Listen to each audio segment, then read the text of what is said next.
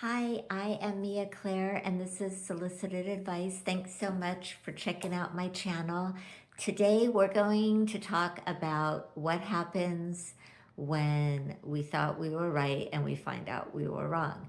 What happens when our intuition that we trusted and to guide us and to lead us perhaps into holding on with that knowing to something that maybe has not yet become reality, and then all of a sudden we're faced with such a starkly contrasting reality that we have to admit our intuition was wrong.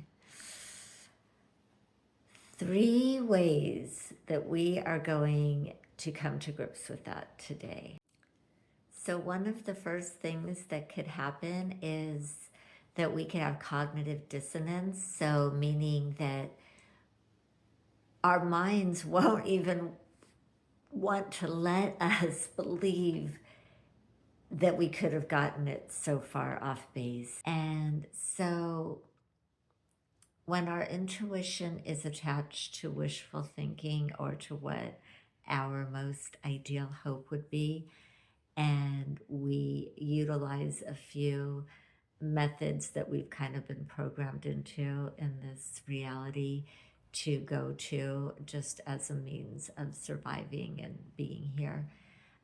When we incorporate those and kind of blur the lines between that and what is a real intuitive process that oftentimes involves bodily sensations and instantaneous action.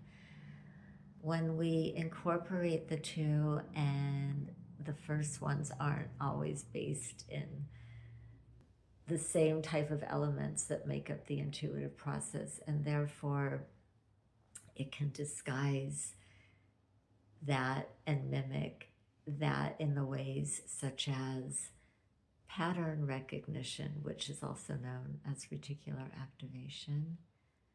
It can disguise because of cognitive bias, where our identity, our core beliefs, ways of thinking line up with what is feeling intuitive and what we're knowing to be true because our intuition says so.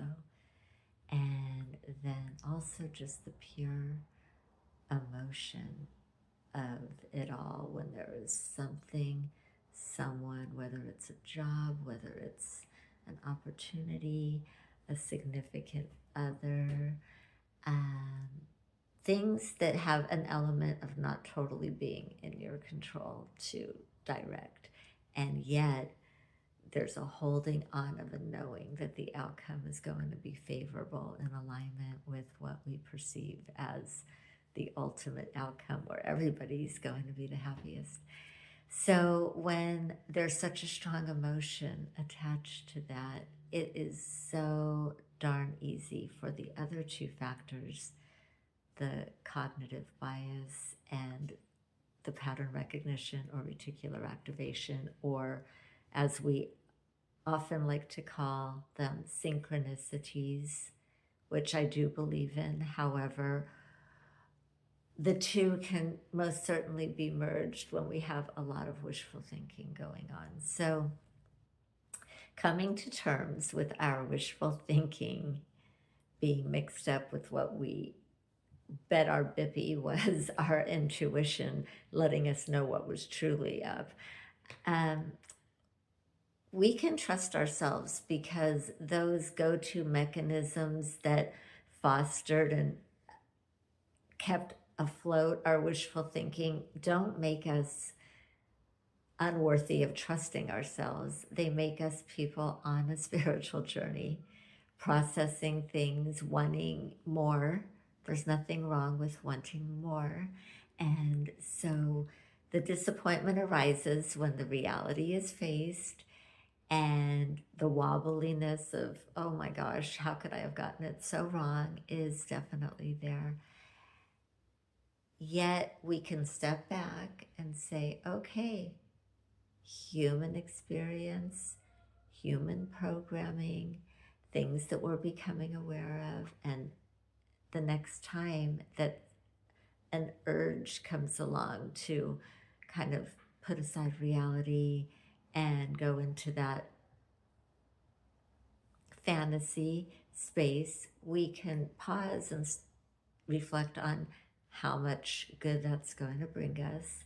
If it's fun for a little bit, okay, but when it becomes unfun, as we know it can, then it's time to step right on back in to recognizing and incorporating our wisdom.